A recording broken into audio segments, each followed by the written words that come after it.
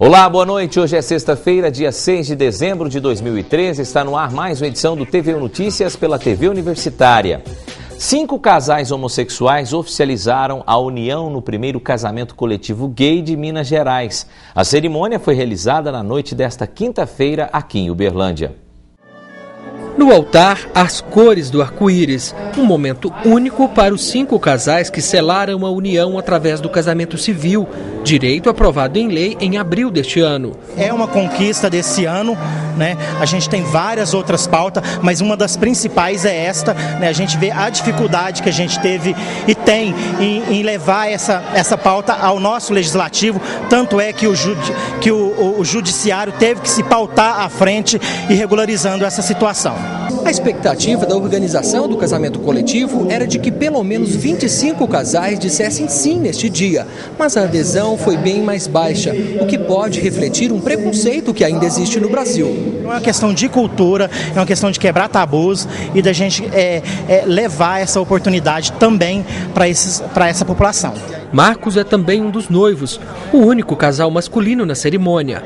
O companheiro dele diz que foram 4 anos lutando juntos por este direito e sonhando com este momento. Desde o início a gente quis sempre amparar isso legalmente, né, para que situações do tipo de partilha, do tipo de convênio médico, compartilhamento de convênios, que isso seja efetivamente. Sônia e Laura foram as primeiras a subir ao altar. Lado a lado, os padrinhos testemunharam o que ambas almejavam ao longo de 9 anos e meio de convivência. Para a gente foi muito bom, a gente estava precisando disso, para o nosso meio, que é muito discriminado. Dos familiares veio o apoio. O irmão de Laura é também padrinho e diz que a irmã tem o apoio incondicional. É um momento em que eu vejo a Laura feliz e isso me torna feliz também. A violência no Brasil afeta 1 em cada 5 pessoas. Este dado alarmante foi divulgado numa pesquisa de vitimização pela Secretaria Nacional de Segurança Pública. Para falar sobre essa pesquisa, esse assunto, eu recebo hoje aqui no estúdio o juiz criminal, Dr. José Luiz de Moura Faleiros. Seja bem-vindo, doutor. Prazer revê-lo. Que bom que o senhor está aqui para falar de um dado que infelizmente é um dado que preocupa. Esse dado da própria Secretaria de Segurança Pública Nacional, 1 em cada 10 pessoas está vitimizada pela violência. Por quê, doutor? O que o senhor observa essa pesquisa e fala para a gente? Boa noite. Boa noite, Kelson. Prazer estar aqui com você. Boa noite aos telespectadores. Realmente é um dado alarmante e preocupante, né, Kelson? Infelizmente, nós vivemos hoje na plenitude do Estado Democrático de Direito e dentre todas as questões que envolvem os aspectos da personalidade da pessoa humana, temos a criminalidade, que é algo terrível, mas que infelizmente faz parte do contexto atual. E este dado, levado a efeito pela Secretaria Nacional de Segurança Pública, juntamente, salvo engano, com a Universidade Federal de Minas Gerais, ele nos trouxe à luz uma realidade que nós já desconfiávamos, mas que não tínhamos a certeza, a convicção de que ela fosse patente, né? Uma pessoa em um grupo de 5 ter sofrido violência de alguma forma, e essa violência não é apenas de crimes contra a vida, crimes contra o patrimônio, crimes contra a liberdade sexual, crimes de toda a natureza, né, Kelson? Isso é preocupante. Mas, por outro lado, nós sabemos que uma das grandes vantagens de uma pesquisa como esta é dar o norte à polícia, às secretarias de segurança pública dos estados que as mantêm, à Secretaria de Defesa Social, no nosso caso aqui em Minas Gerais, para que as polícias, tanto militar quanto civil, possam traçar metas de operacionalização, né? Principalmente a polícia militar, que o policial fardado é aquele que encontra-se na rua para combater o crime, né? Para inibir a conduta criminosa. Então é um dado que preocupa, mas por outro lado, nós também temos que acreditar nas nossas autoridades, que acreditar nas nossas polícias, para que isto possa ser reduzido num futuro próximo, porque o Brasil é um país desenvolvido hoje, um país que tem uma perspectiva de desenvolvimento pessoal para toda a sua população, como nós temos assistido recentemente, e essa criminalidade não pode continuar dessa forma, né, Kelson? As pessoas têm que ter liberdade de ir e vir, têm que ter a tranquilidade de conviver com seus familiares no âmbito familiar, no âmbito doméstico, no lar, na casa, sem a preocupação existente hoje, né? Em que as pessoas constroem primeiro uma cadeia para depois construir a casa. É verdade. Por quê? Porque se deixarem a casa fechada, desguarnecida de segurança, pessoas entram, os larápios levam tudo, né? Fazem até a mudança em algumas circunstâncias. Doutor, e esses dados confirmam isso. A questão legal, a gente vê esse dado divulgado pela própria secretaria, a gente sabe que é uma pesquisa que como o senhor disse, é uma pesquisa que infelizmente traz uma notícia ruim, mas serve para dar um caminho para tentar melhorar o sistema. Isso significa que, com a pesquisa dessa, a própria Secretaria Nacional de Segurança Pública, ela assume que faltam muitas coisas para que melhore essa questão da segurança? Eu sei que existem profissionais na polícia, no judiciário, as nossas autoridades tentam sempre lutar contra a violência, mas parece que a gente não tem tanto progresso nesse sentido. O que acontece no Brasil? Faltam pessoas, falta estrutura, falta vontade política. O que está errado? Você foi num ponto que eu entendo ser o fundamental de tudo isso, Kelson, a vontade política. Nós sabemos que nas eleições dos últimos 20 anos, as pesquisas mostram que a grande preocupação da sociedade brasileira está ligada à segurança pública. Vem antes até de educação e saúde, né?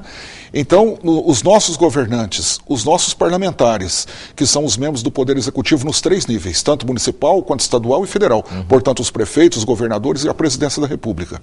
Os nossos parlamentares, vereadores, os nossos deputados estaduais, os nossos deputados federais e senadores, que são sufragados de 4 em 4 anos, exceto os senadores que são de 8 em 8 anos, precisam de terem em mente que a sociedade brasileira não apenas reclama, a sociedade brasileira cobra, a sociedade brasileira deseja que essa situação seja revista.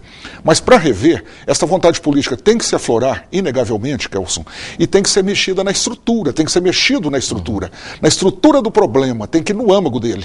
Então não adianta hoje o Poder Judiciário julgar e condenar os réus, aplicando-lhes penas severas, e o próprio Estado vir passar a mão na cabeça do criminoso, retirando a pena.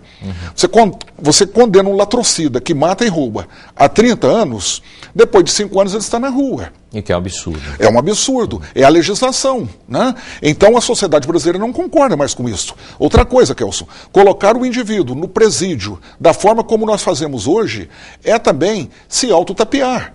Porque o presídio no sistema atual não recupera ninguém. Você piora a pessoa. Piora a pessoa. Não sou contra o sistema prisional, não sou contra a pena privativa de liberdade, mas sou contra o amontoado de homens sem ter o que fazer dentro do presídio. Lá precisaria de ter trabalho, lá precisaria de ter estudo, para que a pessoa pudesse lapidar a sua personalidade. Então a vontade política está ligada a esses aspectos, né, Kelson? Depois do intervalo a gente continua nesse assunto. Tem umas questões de leis que a gente vai tratar sobre essa questão da violência nesse ponto que o senhor tratou. Daqui a pouquinho a gente volta. Veja como fica o tempo em Minas Gerais. O dia amanheceu com muita nebulosidade e há condições de pancadas de chuva no Triângulo Mineiro. Em Uberlândia, amanhã fica frio pela parte da manhã. À tarde tem céu encoberto de nuvens e não deve chover. A mínima prevista é de 20 graus e a máxima não deve passar de 31. Confira a temperatura em outras cidades do estado.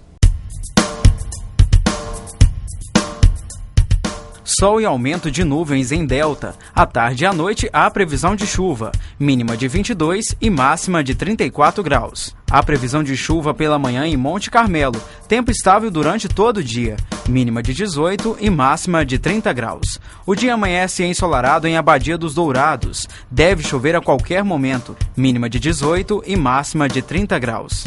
Em Santa Vitória, tempo frio pela manhã, a mínima é de 23 e a máxima de 34 graus. E daqui a pouco a gente volta a falar com o Dr. Faleiro sobre a violência nas cidades. Em instantes.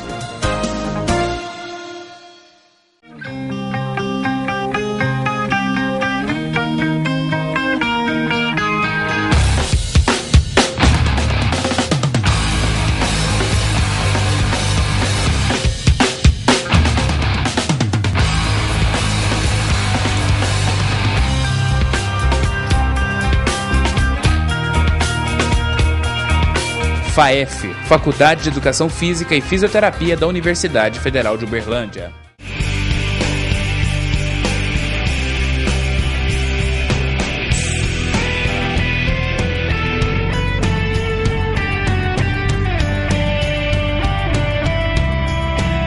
Esporte é qualidade de vida.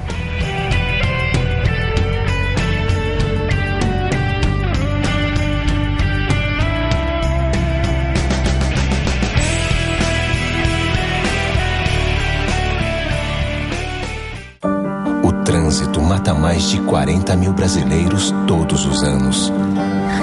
Quando o trânsito mata, tira de sua vítima tudo o que ela teve, tudo o que ela tem e tudo o que ainda poderia ter.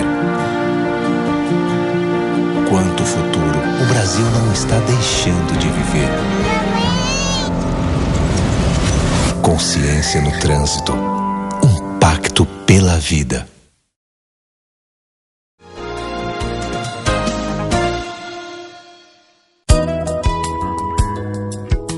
A partir de agora, alunos, professores e técnicos da Universidade Federal de Uberlândia podem utilizar gratuitamente o transporte Intercamp.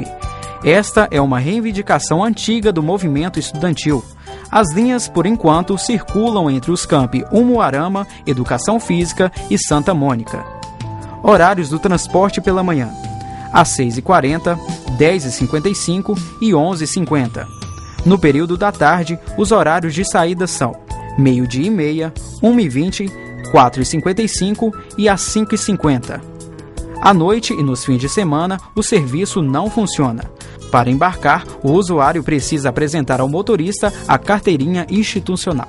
E a equipe da Educação Infantil e Alfabetização Inicial, da ESEBA, promove amanhã a terceira caminhada da família. Quem tem os detalhes para a gente é a Fabiane Silva. A terceira caminhada da família está prevista para o dia 7 de dezembro. Quem tem mais informações sobre a programação para a gente é a professora Núbia Silveira Guimarães Paiva. Núbia, a respeito dessa caminhada aí, a intenção é reunir toda a comunidade. Sim, é a terceira caminhada que a escola promove, né, com a intenção de propiciar momentos de lazer, de orientação à família com relação à saúde e bem-estar, né, e essa ideia da caminhada vem romper com a questão de datas comemorativas, principalmente com relação ao Dia dos Pais e Dia das Mães, né? E nesse momento a gente tem a intenção de promover um contato com a natureza, né? Por isso escolhemos o Parque do Sabiá e estamos aí para caminhar junto com os pais. Crianças a partir de que idade podem participar junto ou não podem? Podem, sim. A escola, esse evento, né, a escola promove 2 caminhadas por ano. Essa de amanhã é direcionada para as crianças menores, né, as crianças de 4, 5 anos até 9, né, então estão convidadas a participar. O horário local? A partir das 8 da manhã, né, das 8 às 10, no Parque do Sabiá, na entrada pelo Tibere, né. Fica o convite, pessoal. Fica o convite. Ok, muito obrigada pela participação. Kelson, é com você. E hoje nós estamos conversando, recebendo aqui no estúdio o juiz criminal Dr. José Luiz de Moura Faleiros para falar sobre uma pesquisa divulgada pela Secretaria de Segurança Nacional que mostra que a violência no Brasil afeta 1 em cada 5 pessoas. Dr. Faleiros, no bloco anterior a gente entrou no assunto sobre as questões de leis, né? O judiciário, como o senhor disse, o senhor aplica uma pena para um assassino de 30 anos e ele depois de 5 está solto. A gente vê cada coisa que existe hoje, as pessoas hoje são roubadas, apartamentos até de 2, 3 andares sendo invadidos, e quando a polícia prende essas pessoas, eu mesmo já ouvi de muitos policiais, claro, falam em off pra gente, não poderiam nem comentar, porque isso é uma coisa que essas notícias não podem passar para assustar a população, mas a gente sabe que é verdade. A polícia prende, leva para a cadeia um bandido que rouba, que entra na sua casa, que faz coisas dentro da sua casa, leva seu patrimônio, invade a sua privacidade, ele nem chega a ficar preso. Por quê, doutor? O que acontece nesse sistema? Kelson, nós temos dentro dos aspectos constitucionais alguns princípios que concedem ao criminoso direitos que não existiam num passado recente no Brasil. E as nossas legislações têm se amoldado à Constituição Federal. Agora, por exemplo, nós tivemos uma mudança recente em que crimes com penas previstas em abstrato, antes de serem aplicadas superiores a 4 anos, permitem a fiança. O crime de tráfico de drogas, o crime hediondo, dentre o terrorismo, também a tortura, que são os assemelhados, não permitem a fiança, mas permitem a liberdade provisória quando o réu é primário. Então, as pessoas que estão aí na sociedade brasileira hoje sendo vitimadas não entendem isso. Mas como que o sujeito praticou um homicídio, ele responde em liberdade? Como que um traficante primário responde em liberdade? É a nossa legislação que se adequa a estes princípios constitucionais. Ou seja, essa legislação está favorecendo o criminoso. Do estado de inocência, dentre outros, que favorece o criminoso. E a população não concorda com isso. Por quê? Porque quem tem a sua vida agredida, ameaçada, né, destruída, quem tem o patrimônio atingido, quem tem a liberdade sexual atingida, etc., não suporta ver uma situação desta. Mas a nossa legislação é assim mesmo. O nosso Código de Processo Penal precisa de avanço. Ele está sendo moldado, porque é da época do Getúlio Vargas. Nós trabalhamos com o instrumento de 1941. Que absurdo. É um absurdo. Ele parece uma colcha de retalhos, vem sendo modificado, mas nós precisaríamos do Congresso Nacional editar um Código de Processo Penal atual, moderno, para que a Justiça tivesse uma prestação jurisdicional eficaz e rápida. E o nosso sistema de execução penal é progressivo. O condenado passa do regime mais rigoroso para o menos rigoroso. Só que o período em que ele fica preso é muito pequeno. É muito curto, né? Então, agora o caso dos mensaleiros, nós estamos vendo pessoas condenadas no regime semiaberto, que estão buscando aí meio de trabalho para poder saírem. Aqui no Brasil, buscando doenças inexistentes. Aqui no Brasil temos essa anomalia. O preso que pode trabalhar fora do presídio é o do regime aberto, mas nós não temos casa de albergado. Então criou-se o chamado regime domiciliar. E tudo isso faz parte do conhecimento do criminoso. Então ele não tem muito temor, não. E o senhor que entende de lei, o senhor tem experiência, a gente citou até essa questão dos políticos que estão sendo condenados pelo caso do mensalão, e a gente vê várias desculpas, pessoas que tendem a trabalhar em outro lugar para ganhar regime semiaberto, outros que estão falando que está com problema de saúde, porque são grandes nomes da nossa política e que vem sendo suspeita a questão da corrupção. E aí, esses dias, vendo matéria sobre isso, eu perguntei para mim mesmo, assistindo o noticiário, porque se fosse uma pessoa, um pobre, que teria roubado, a gente brinca, né? Roubado uma galinha no quintal alheio, ele estaria condenado, teria... E ele consegue os mesmos benefícios. Pois é. Que não tem repercussão. Mas as pessoas que estão no sistema prisional, eles sabem, às vezes, o direito mais do que nós, que somos operadores. Pois é. Porque eles isso não é frustrante, doutor? Mas eles têm esses direitos. Para vocês que mexem com lei, isso não é frustrante? É frustrante. Você aplicar uma pena... É frustrante. E você saber que uma pessoa, igual esse caso que o senhor disse de latrocínio, matou e roubou. E você saber que daqui a 5 anos ele passa na rua, doutor, tudo bem, você me condenou, aquele dia eu estou em liberdade. Essa é a realidade nossa, Kelso. Nós temos dentro do sistema prisional os defensores que têm uma atuação, o juízo da execução penal também tem que de ofício conceder o benefício quando ele não é pedido. Então o sistema de execução de pena aqui no Brasil, ele é muito rigoroso, mas esse rigorismo, ele pune a sociedade ordeira. Por quê? Porque o criminoso recebe benefícios que a sociedade ordeira não gostaria de ver receber. Se a sociedade ordeira pega um criminoso desse entrando no domicílio dela, roubando, e vamos dizer que num momento de nervosismo, de medo, sei lá, se essa pessoa age contra o criminoso e mata, por exemplo, o criminoso, torna-se um criminoso. Aí talvez ele tenha mais problemas do que o próprio criminoso. Para ele, que não é um criminoso habitual, as consequências serão terríveis, né? Pois é, muito não pior. Dá para entender. É o caso da arma. Por exemplo, você pega uma pessoa de bem com uma arma dentro do carro, né? Ele é preso, a arma gera para ele um dissabor muito grande, um processo, uma condenação que não vai levá-lo para a cadeia, mas fica preso durante alguns dias. E depois ele fica com o nome sujo por um bom período, até que possa extinguir a punibilidade, por causa daquela arma. Já o assaltante que tem a mesma arma, não responde pela posse nem pelo porte da arma. Responde só pelo assalto. A arma vai qualificar o crime de assalto, de roubo. Então aquela arma não pesa para ele, criminoso, assaltante, como um crime específico, como pesaria para o cidadão de bem. É a legislação brasileira, né, Kelso? Então, temos essas dificuldades aí para compreender o que acontece no sistema prisional. Essa entrevista eu já sabia muito do que o senhor está falando aqui, porque a gente vive conversando com autoridades, com policiais que não tem muito o que fazer, a não ser ir lá prender, mas ver o bandido, alguns minutos, horas depois, cumprimentá-los dizendo que está saindo da cadeia.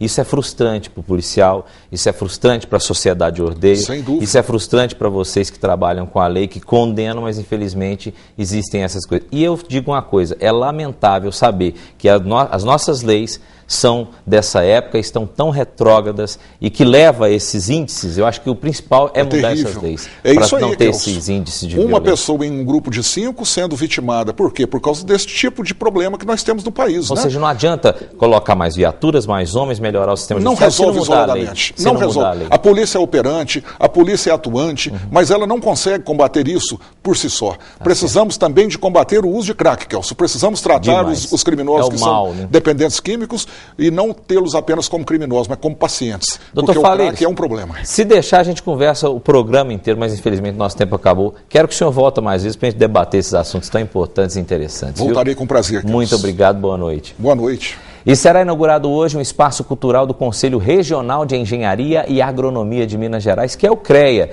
Quem tem os detalhes para a gente é a repórter Fabiane Silva. Com 560 metros quadrados, o novo espaço tem capacidade para 202 pessoas. Eu converso com o Omar Felipe Leles, que é coordenador da Regional Triângulo do Conselho e também engenheiro eletricista. Omar, a respeito desse novo espaço aqui, a ideia é o quê? Oferecer o quê para a comunidade? A ideia é ter mais um espaço onde nós vamos poder desenvolver treinamentos para os profissionais, reuniões, palestras e também oferecer eventos musicais, culturais, teatrais, que tudo no intuito de aproximar os profissionais e a sociedade. É uma iniciativa do CREA aqui, em comunhão com todos os profissionais? Exatamente. Isso é uma vontade nossa de muito tempo. Isso é um projeto que já vem de 6 anos atrás, onde esse terreno aqui foi doado pelo prefeito, pela Câmara Municipal, e nós construímos a primeira etapa e terminamos a segunda agora. A inauguração oficial é hoje à noite. Qual a programação aí?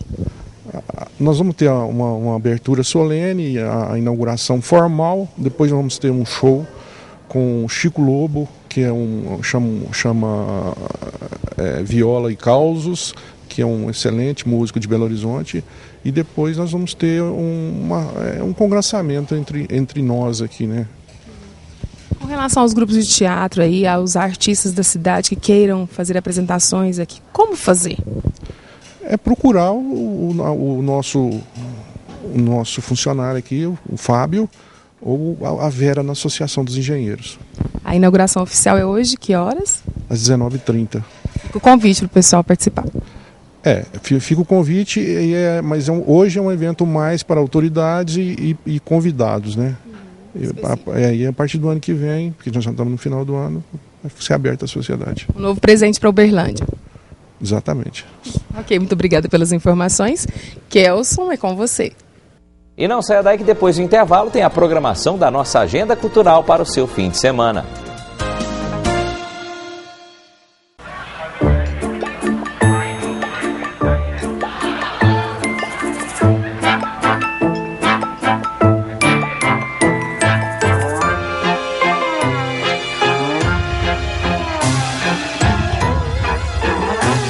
Não se engane, tem coisas que seu filho não está preparado para ver.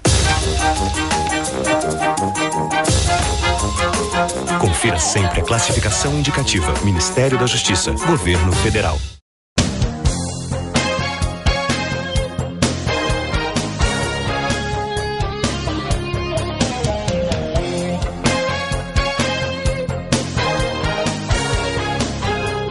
Hospital Odontológico da Universidade Federal de Uberlândia, Rua República do Piratini, Bloco 4L, Campus Umuarama, 3218-2455.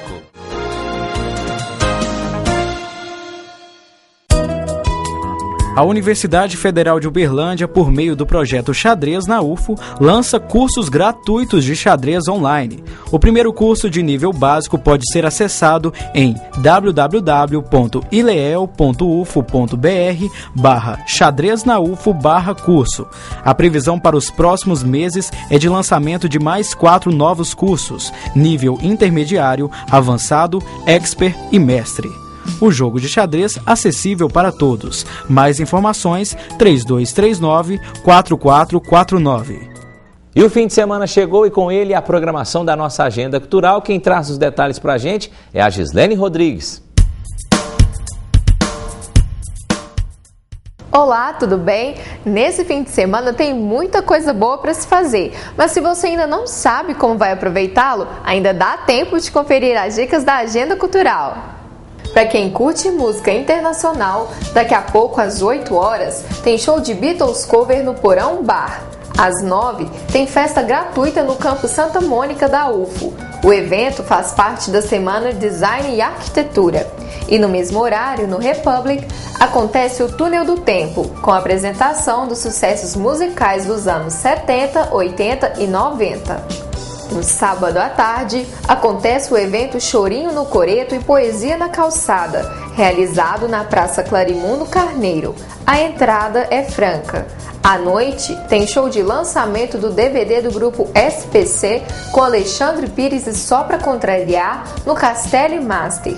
E no Teatro Municipal será apresentado o espetáculo Simplesmente Eu, de Clarice Lispector, com a atuação de Beth Goulart.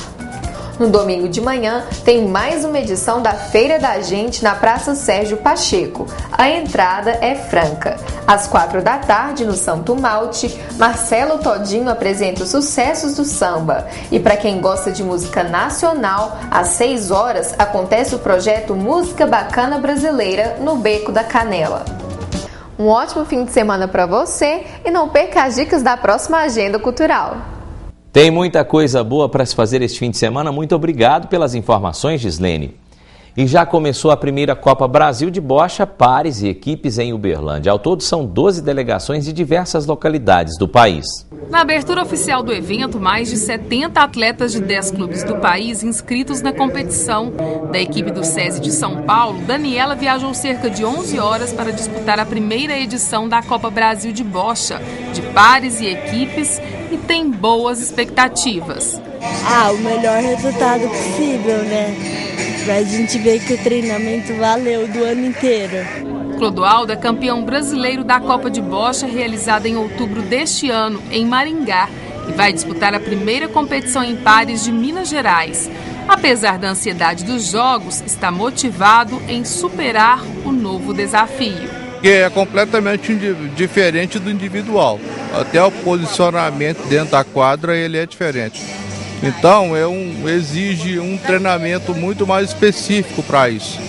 A gente tem que ter a noção exata de onde que vai se colocar a bola, para poder sempre facilitar para a gente e dificultar para o adversário. Existente no Brasil desde 1996, a bocha cresceu e é sinônimo de oportunidade para quem tem uma ou várias limitações físicas. Campeão em bocha nas Paralimpíadas de Londres em 2012, no Mundial de 2010 e em Pequim em 2008, Dirceu é destaque na bocha e um dos maiores incentivadores da modalidade, capaz de mudar a vida de muita gente.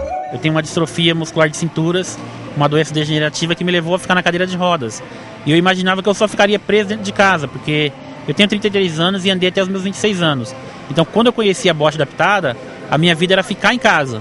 A partir do momento que eu conheci a bocha, eu me reintegrei à sociedade, passei a viajar o Brasil e o mundo todo. Hoje eu trabalho, tenho N conquistas, e eu trabalho hoje para passar para essas pessoas que a vida não acabou para elas, porque aconteceu algum tipo de acidente, alguma fatalidade, ou nasceu com alguma deficiência. As disputas acontecem nas modalidades BC1 e BC2, equipes que jogam com as mãos e com os pés, e na BC3 e BC4, jogo com uso de calhas e também de 2 contra 1. Em Uberlândia, 16 atletas disputam as modalidades realizadas pela primeira vez em equipe e em pares. Inovação vista com bons olhos por atletas, organizadores e equipe técnica. A gente tinha só 2 competições de nível nacional e regional. Agora a gente está tendo mais uma para incentivar os atletas a estar participando dessa competição, um novo incentivo. Antes, esse mesmo campeonato era junto com o campeonato individual, mas ele ficou enorme, graças a Deus, pelo número de atletas. Então a gente precisou dividir e de forma a garantir que mais atletas possam vir participar. E o TVU Notícias de hoje fica por aqui. Na semana que vem, segunda-feira, a gente está de volta às 6h30 da noite. Obrigado pela companhia, tenham todos uma ótima noite, bom fim de semana, até segunda.